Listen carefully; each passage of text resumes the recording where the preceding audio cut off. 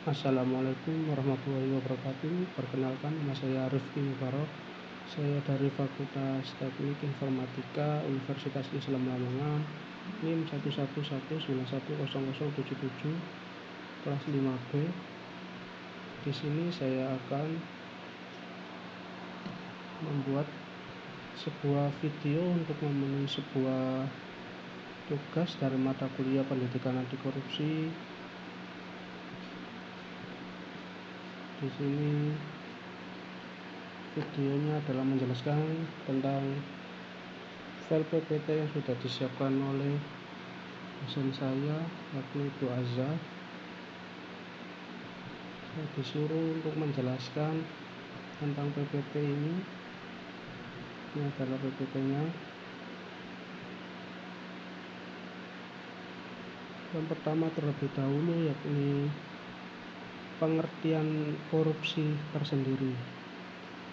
Menurut saya, korupsi adalah perilaku tindak tidak jujur atau ilegal, terutama dilakukan orang yang berwenang. Arti lain korupsi adalah tindakan atau efek yang membuat seseorang berubah dari standar perilaku moral menjadi tidak bermoral. Berdasarkan Undang-Undang Nomor 31 Tahun 1999, korupsi adalah tindakan setiap orang yang secara melawan hukum melakukan perbuatan memperkaya diri sendiri atau orang lain, atau suatu korporasi yang dapat merugikan keuangan negara atau perekonomian negara. Korupsi juga diartikan sebagai tindakan setiap orang yang dengan tujuan menguntungkan diri sendiri atau orang lain, atau suatu korporasi, juga menyalahgunakan kewenangan, kesempatan atau sarana yang ada padanya karena jabatan atau kedudukan yang dapat merugikan keuangan negara atau perekonomian negara. Dan ini adalah faktor penyebab korupsi. Mengapa orang menjadi korupsi daripada jujur? Bagi sebagian orang, menjadi korup mungkin cara termudah atau memang satu-satunya cara untuk mendapatkan apa yang mereka inginkan suatu kali. Suap merupakan cara mudah untuk menghindari hukuman. Untuk menjelaskan perilaku korupsi, ada beberapa teori mengemukakan penyebab orang melakukan tindakan korupsi. Contohnya adalah teori triangle fraud. Ada 3 penyebab mengapa korupsi, yaitu adanya tekanan, kesempatan, dan rasionalisasi. Selanjutnya, teori Ghosn. Faktor-faktor penyebab korupsi adalah keserakahan, kesempatan, kebutuhan, dan pengungkapan. Sedangkan menurut teori CDMA, korupsi terjadi karena faktor kekuasaan dan monopoli yang tidak dibarengi dengan akuntabilitas. Selanjutnya, teori willingness. Menurut teori ini, korupsi bisa terjadi bila ada kesempatan akibat kelemahan sistem atau kurangnya pengawasan dari keinginan yang didorong karena kebutuhan atau keserakahan. Teori cost benefit. Model teori ini menyatakan bahwa korupsi terjadi jika manfaat korupsi yang didapat atau dirasakan lebih besar dari biaya atau resikonya. Selanjutnya, ini adalah beberapa faktor-faktor penyebab korupsi, yakni dari aspek organisasi, aspek perilaku individu, dan juga aspek masyarakat, tempat individu dan organisasi berada.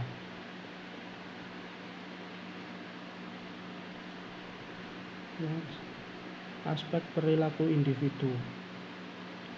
Sifat tamak manusia pada dasarnya korupsi itu berakar dari sifat tamak atau rakus yang telah ada di dalam jiwa setiap individu, kemudian tumbuh subur karena disirami dengan sikap cinta dan ambisi kepada dunia yang menghalalkan segala cara untuk mendapatkan sesuatu.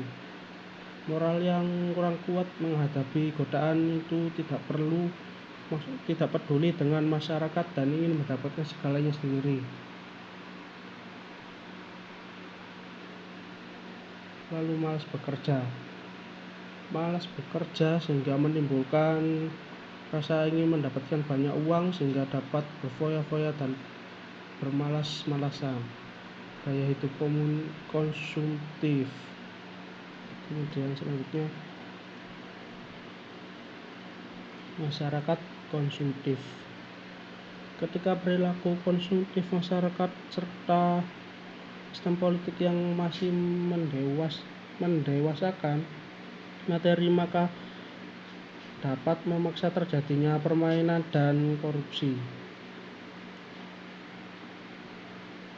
Karena korupsi akan terus berlangsung selama masih terdapat kesalahan tentang cara memandang kekayaan, semakin banyak orang salah dalam memandang kekayaan, semakin besar pula kemungkinan orang melakukan kesalahan dalam mengakses kekayaan.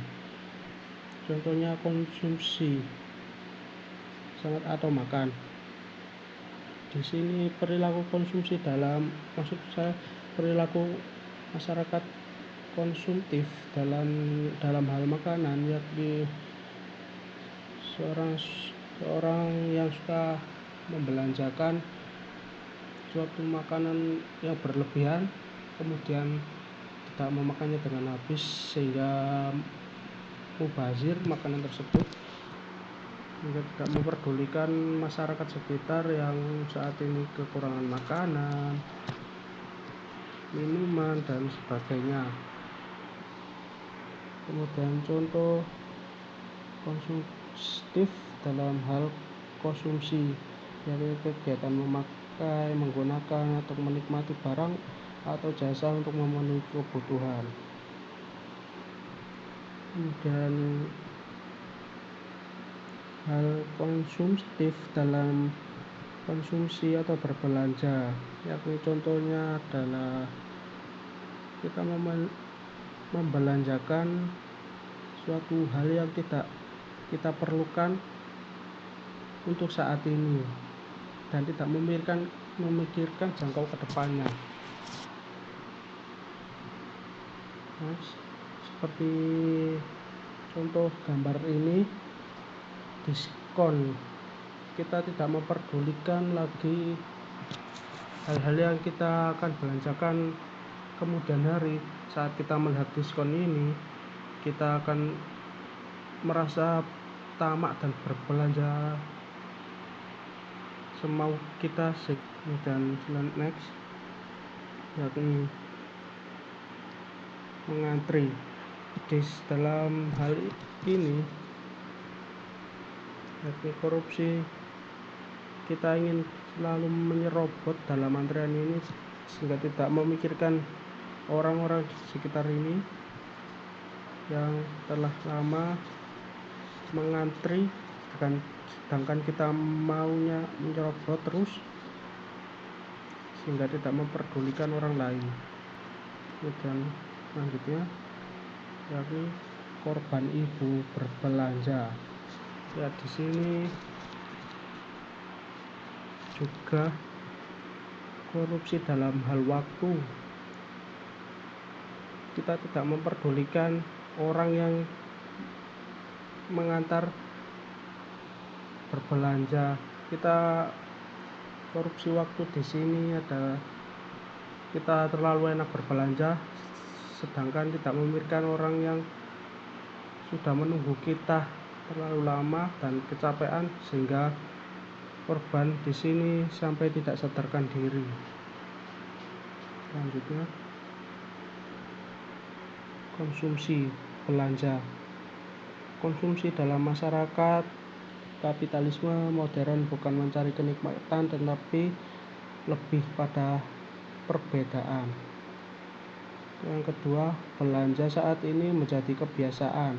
Dahulu orang membeli sesuatu karena kebutuhan, sekarang berbelanja menjadi cerminan gaya hidup. Selanjutnya, ketika kita berbelanja dapat dengan merek tertentu,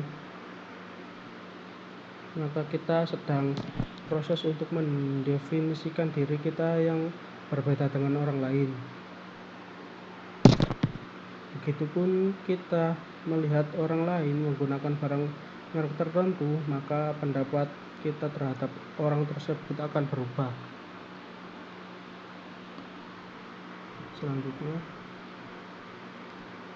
maka korupsi bisa terjadi karena gaya hidup.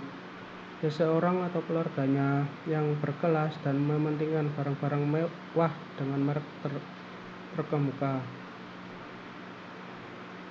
Dikarenakan dengan pendapat asalnya seseorang tersebut tidak bisa membeli barang tersebut, maka korupsi dilakukan.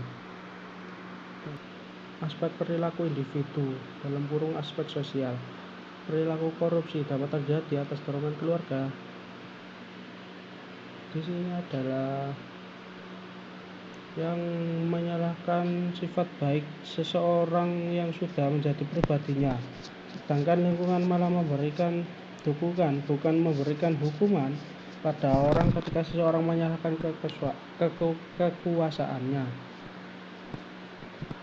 Selanjutnya, aspek organisasi dan lingkungan organisasi, yakni kurang adanya teladan dari pimpinan. Contohnya, pimpinan bukannya memberi contoh hal-hal yang baik pada bawahannya, malah memberikan contoh yang buruk, yakni korupsi dan sebagainya. Kemudian tidak adanya kultur organisasi yang benar. Sistem akuntabilitas di instansi pemerintahan kurang memadai. Yakni adalah sistem keuangan yang terdapat pada pemerintahan itu tidak teratur dengan baik, sehingga terjadinya korupsi itu sangat banyak. Selanjutnya, manajemen menutupi korupsi dalam organisasinya. Di sini juga faktor penyebab korupsi itu terjadi hingga saat ini ada manajemen dalam sistem pemerintahan itu malah menutupi terjadinya korupsi tersebut, bukannya malah memperbaiki, malah menutup-nutupi sehingga korupsi itu tetap ada hingga saat ini. Saya ada beberapa contoh korupsi yang ada pada negara Indonesia kita ini. Yang contoh pertama adalah kasus Pelindo II, kasus korupsi proyek pengodaan 3 kuai kontainer kren atau KCC di PT Pelindo II menyeret nama mantan Dirut PT Pelindo R.J. Lino yang resmi ditahan KPK pada Jumat 26 Maret 2021 setelah berhasil mengantongi audit kerugian negara dalam kasus tersebut. Berdasarkan laporan keuangan BPK, kasus dugaan korupsi di PT Pelindo II menyebabkan kerugian negara hingga 6 triliun rupiah. Contoh yang kedua, yakni contoh kasus Bank Senturi. Negara mengalami kerugian sebesar 7 triliun atas kasus Bank Senturi ini. Pemberian fasilitas pendanaan jangka pendek FPJP ke Bank Senturi telah menyebabkan kerugian negara sebesar 689,394 miliar.